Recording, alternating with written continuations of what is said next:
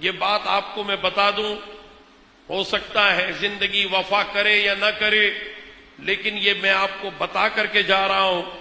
کہ اس الجھاوے میں جو ابھی رکھا ہے نا، تو دوبارہ سے پنڈی کے علاقے میں عمران خان زندہ باد کے نعرے شروع ہو گئے۔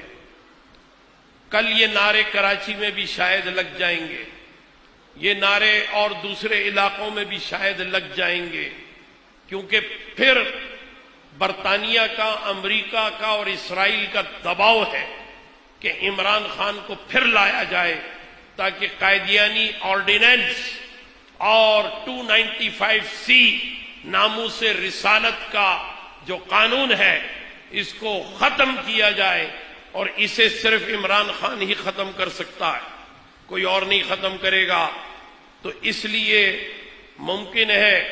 کہ آپ لوگ بھی جب یہ ہوا چلے تو اس ہوا میں آپ بھی بہہ جائیں، اس بھیڑ چال میں آپ بھی چلے جائیں،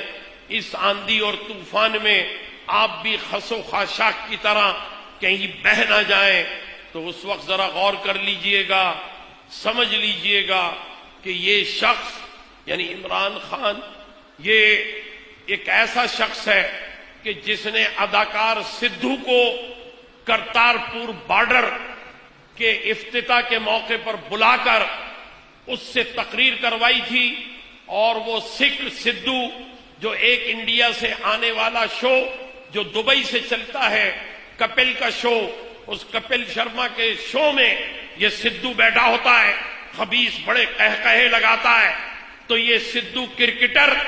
اس نے وہاں کہا تھا کہ محمد صاحب بھی رسول تھے، مگر ان کی تعلیمات سے اچھی تعلیمات یہ مرزا غلام احمد قائدینی والے رسول کی ہیں۔ یہ سدھو نے بولا تھا، ریکارڈ پر ہے اس کا بیان سدھو کا۔ تو اس نے یہ بات کی، تو اب آپ ذرا غور کیجئے کہ یہ کیا کہنا چاہ رہا ہے۔ اس کی تصدیق بھی ہو سکتی ہے، صرف سدھو کی بات نہیں ہے، اور بھی آپ زیادہ دور نہیں، یہ قریب میں لیاقت آباد سے آگے چلے جائیں فیڈرل بی ایریا، وہاں پر گلبرگ میں وہاں فیضان نورانی مسجد ہے، فیضان نورانی مسجد کے قریب ہی جاوید میاں داد کرکٹر کی ماں رہتی ہے، وہاں جا کر کے آپ جاوید میاں داد سے ملاقات کر لیں، اور میاں داد سے آپ پوچھیں کہ عمران خان جو ہے جب بھی کبھی کرکٹ کے حوالے سے کوئی بھی جیت ہوتی تھی تو یہ اس وقت کیا کہا کرتا تھا۔ یہ نماز نہیں پڑھتا تھا، یہ سجدہ شکر نہیں بجا لاتا تھا، اگر جیت جائیں تو بس یہ کہتا تھا کہ بھئی مجھے تو اپنے نانا کی بات یاد ہے کہ جب بھی کامیابی ملے تو مرزا غلام احمد قائدیانی کا شکریہ ادا کروں۔ میں آپ سے عرض کرتا ہوں، پوچھ لیں، ہارون رشید کرکٹر موجود ہے، اس سے پوچھ لیں، حنیف محمد سے پوچھ لیں، مشتاق محمد سے پوچھ لیں، صادق محمد سے پوچھ لیں، مدثر نظر سے پوچھ لیں، سارے کرکٹر ہیں۔ تسلیم عارف کو تو اس نے پیشکش کی تھی کہ دیکھ تو بڑا غریب آدمی ہے، میں تجھے قائدیانی بنا دیتا ہوں، تیرا گھر جو ہے وہ نازم آباد میں گجر نالے پر ہے نا، منصور اختر اور تسلیم عارف وہاں کے رہنے والے تھے، تو وہ نالے پہ تیرا جھوپڑا بنا ہے، وہاں سے تجھے ڈیفینس میں لے آؤں گا، ڈیفینس کا بنگلہ دے دوں گا تجھے۔ تسلیم عارف سے پوچھئے، منصور اختر سے پوچھئے، قاسم عمر سے پوچھئے کہ قاسم عمر کو اس نے کہا تھا تجھے لیاری سے نکال کے ڈیفینس کے بنگلے میں بٹھا دوں گا، بس قائدیانی ہو جا۔ تو یہ کرکٹر ہونے کے ناطے اور پاکستانی ٹیم کا کپتان ہونے کے ناطے تبلیغ کرتا تھا قائدیانیت کی۔ عمران خان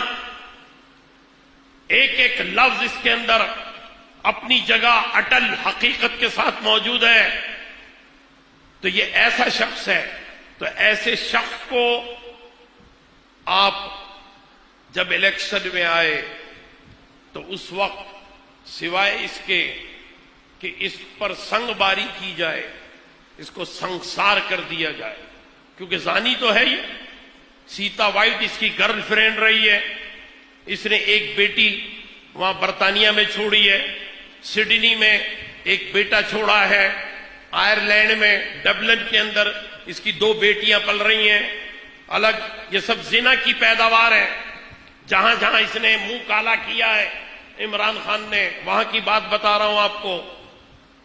تو آپ اس بات کو سمجھیں کہ یہ قائدیانیت بہت بڑا فتنہ ہے.